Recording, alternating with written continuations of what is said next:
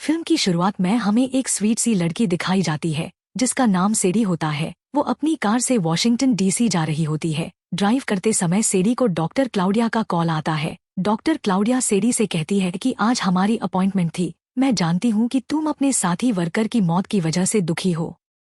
पर सेडी कहती है कि मैं उसको ज्यादा अच्छे से तो नहीं जानती थी, पर वो कुछ कुछ मेरी जैसी ही थी। डॉक्टर क्लाउडिया सेडी से कहती है, तुम्हें इस हादसे से जल्दी उभरना होगा, नहीं तो यह तुम्हारे काम पर असर डालेगा।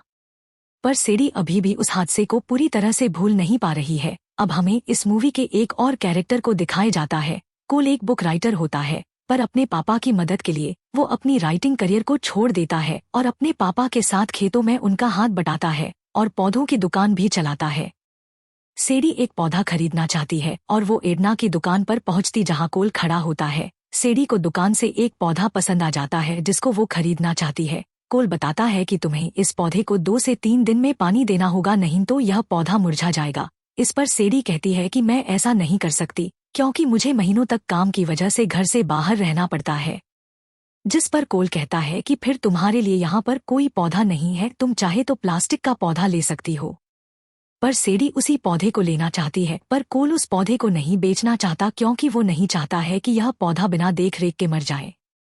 इस बात को लेकर दोनों में बहस हो जाती है, पर तभी वहां पर एडना आ जाती है और एडना पौधा सेडी को बेच देती है। जब सेडी पौधा लेकर जा रही होती है तो एडना कोल से कहती है कि मुझे लगा था कि तुम उसका नंबर लोगे। साथ ही एडना कहती है कि तुम दोनों की आपस में बहुत निभेगी। कोल उससे बात करने के लिए उसके पीछे जाता है और सेडी को कॉफी पर चलने को पूछता है। इस पर सेडी मान जाती है। अब दोनों कॉफी पीते पीते आपस में बातें करते हैं। तभी पता चलता है कि कोल एक बुक लिख रहा है और कोल को एग्रीकल्चर के अलावा हिस्ट्री पढ़ना बहुत पसंद है। तभी सेडी अपने आप को आर्ट डीलर बताती है और काम की वजह से उसे अलग अलग कंट्रीज में ट्रैवल करना पड़ता है। फिर वो एक जगह पहुंचते हैं जहां बहुत सारी सीढ़ियां होती है। तो कोल सेडी से कहता है जो लास्ट आएगा वो ये बताएगी कि वो किससे डरता है। और कोल अपना इनहेलर सेडी के बैग में रख देता है और फिर वो रेस लगाते हैं जिसमें कोल हार जाता है। फिर सेडी बताती है कि वो जब 6 साल की थी तब उसकी माँ को अपनी कंट्री छोड़नी पड़ी और उसने अपनी माँ की हिम्मत देखी। तभी उसने सोचा कि वो भी अपनी माँ की तरह स्ट्रांग बनेगी एंड किसी से नहीं डरेगी। दोनों एक पूरा दिन साथ गुजारते हैं। कोल अगले दिन अपने घर जाकर अपने पेरेंट्स को बताता है कि सेडी एक कमाल की लड़की है और कोल को उससे प्यार हो गया है। तभी कोल की बहन कहती है कि ये भी चली जाएगी क्योंकि तुम बहुत ज्यादा डेस्परेट हो और उसे हर वक्त मैसेज करते रहोगे। फिर कोल सेडी को मैसेज करता और बहुत समय तक वेट करता है, पर सेडी का कोई रिप्लाई नहीं आता। उसको याद आता है कि इनहेलर सेडी के पास ही रह गया है। वो अपने इनहेलर की मदद से सेडी को ट्रैक करता है। दरअसल कोल अपने इनहेलर में ट्रैकर लगा के रखता था।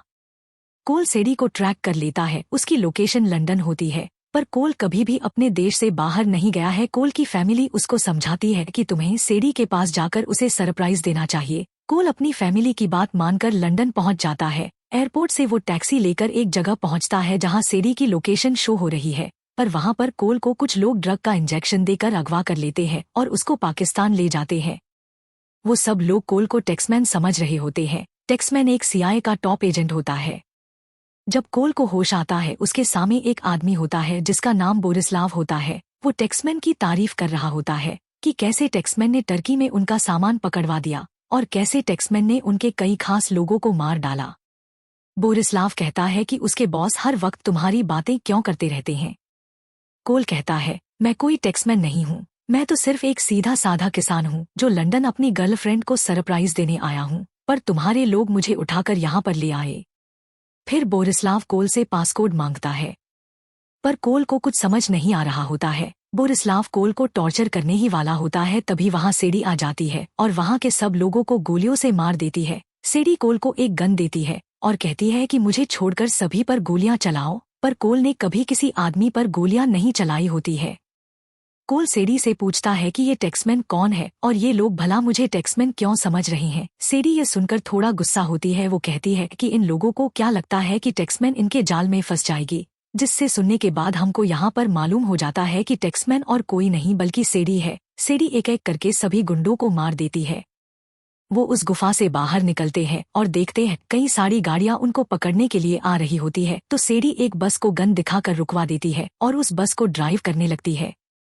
सेडी बस चलाते चलाते गुंडों को मार रही होती है, लेकिन तब एक गुंडा बस के अंदर आ जाता है जो सेडी पर हमला करने ही वाला होता है। लेकिन तभी कोल उस गुंडे को कैक्टस से मार देता है और सेडी की जान को बचा लेता है।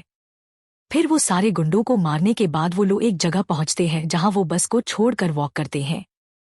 कोल सेडी को झूठी कहता है, तभी सेडी कहती है कि मैं झूठी नहीं हूँ, मैंने तुमसे ऐसी बातें शेयर करी है जो मैंने आज तक किसी से नहीं की।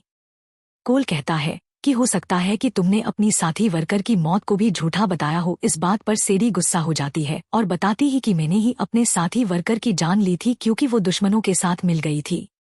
फिर उन दोनों की बहस शुरू हो जाती है और कोल कहता है कि वो सिर्फ अपने घर जाना चाहता है। फिर वो दोनों टैक्सी करके एक मार्केट में पहुंचते हैं जहां सेडी अपने एक्स बॉयफ्रेंड मार्कोस से मिलती है। मार्कोस कहता है, गुफा में जो लड़ाई हुई थी तभी मुझे समझ जाना चाहिए था कि ये काम तुम्हारा ही हो सकता है। सेडी बताती है, हाँ ये वही लोग हैं जिन्होंने एज़टेक चुराया है। एज़टेक एक बायोकेमिकल हथियार है। मार्कोस बताता है, एज़टेक को चुराने का काम एक ही आदमी कर सकता है, लिवैक, एक बदनाम फ्रेंच एजेंट। पहले वो फ्रांस की खुफिया एजेंसी के लिए काम करता था। थोड़े टाइम के बाद उसने खुद के लिए काम करना शुरू कर दिया जिसमें हथियारों की खरीद फरोख्त और मर्डर जैसी चीज उसके लिए आम बात थी। अगर तुम उसको पकड़ना चाहती हो तो सावधान रहना, यह बहुत खतरनाक आदमी है। सेडी कहती है कि तुम कोल को अमेरिका वापस भेज दो, इसका यहाँ कोई काम नहीं है। इतना बोलकर सेडी वहां से चली जाती है।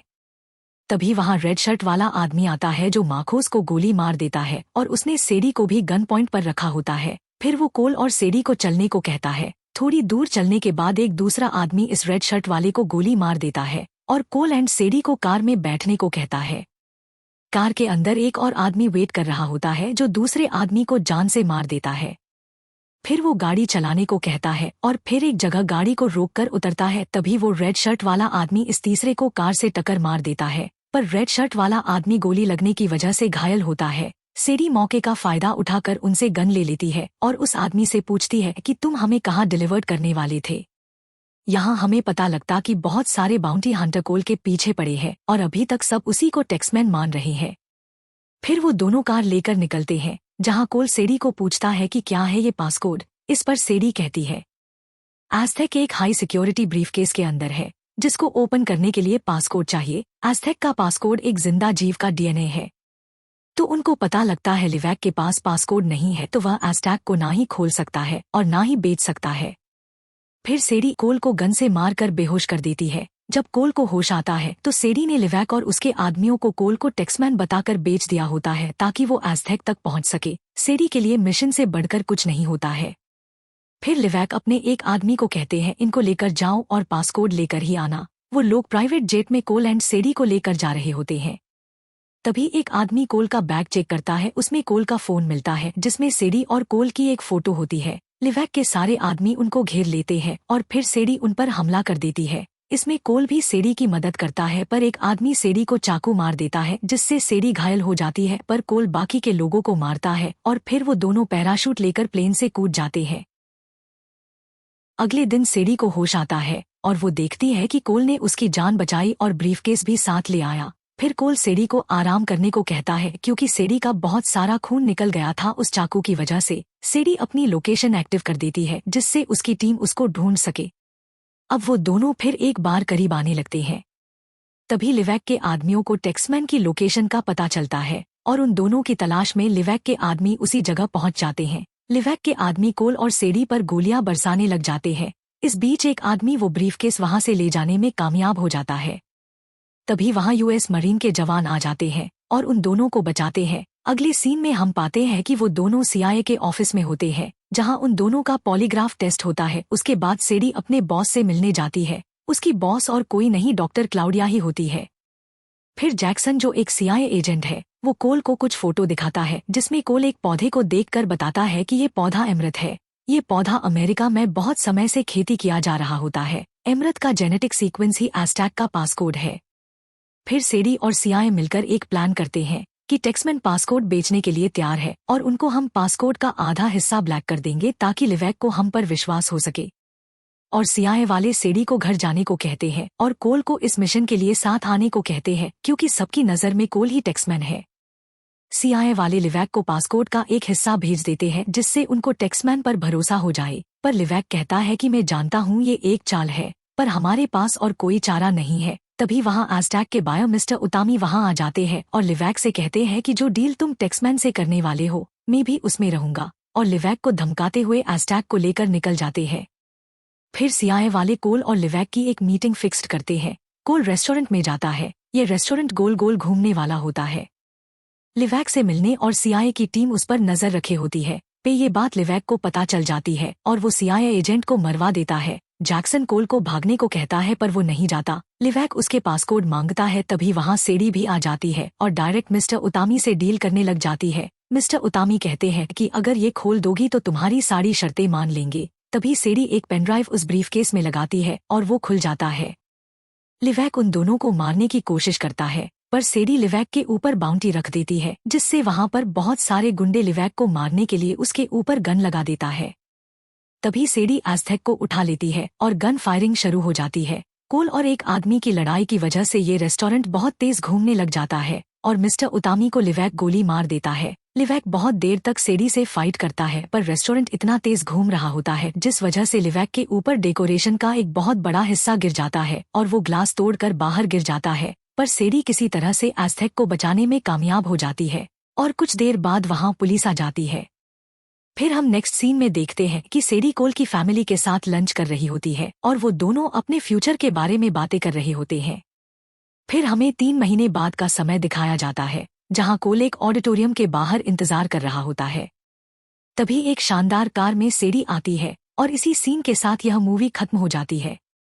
उम्मीद करते हैं कि आपको ये मूवी का एक्सप्लेनेशन अच्छा लगा हो। प्लीज हमारे चैनल को लाइक और सब्सक्राइब कीजिए और हमें न्यू मूवी के सजेशन दीजिए कमेंट बॉक्स में। जल्दी ही मिलते हैं नेक्स्ट वीडियो के साथ। Thank you.